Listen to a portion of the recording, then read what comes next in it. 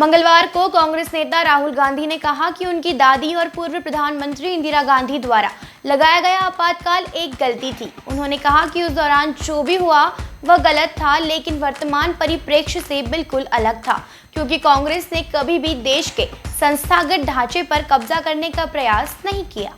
कांग्रेस के पूर्व अध्यक्ष राहुल गांधी ने कहा कि मुझे लगता है कि आपातकाल एक गलती थी और मेरी दादी ने भी ऐसा ही कहा था।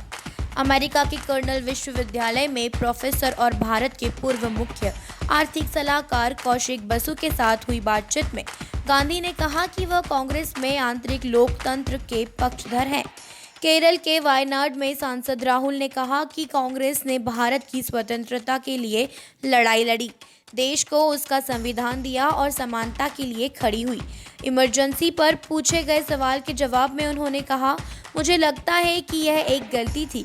बिल्कुल, वह एक गलती थी और मेरी दादी यानी कि इंदिरा गांधी ने भी ऐसा ही कहा था। इमरजेंसी के अंत में इंदिरा गांधी ने चुनाव की घोषणा की थी।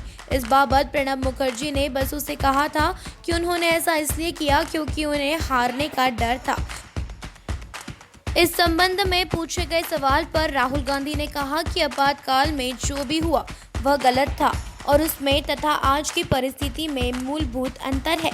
बता दें कि इंदिरा गांधी द्वारा 1975 से 1977 तक 21 महीने की अवधि के लिए इमरजेंसी लागू किया था। इस दौरान देश के नागरिकों के मौलिक अधिकारों पर अंकुश लगाया गया था। बातचीत के दौरान राहुल गांधी ने मध्य प्रदेश के पूर्व मुख्यमंत्री कमलनाथ के साथ उनकी सरकार गिराने से पहले हुई एक बातचीत को याद किया। कमलनाथ ने उनसे कहा था कि उनकी सरकार में वरिष्ठ नौकरशाह उनकी बात नहीं मानते थे, क्योंकि वो आरएसएस के लोग थे और उनसे जो भी करने के लिए कहा जाता था वे वो नहीं करते थे।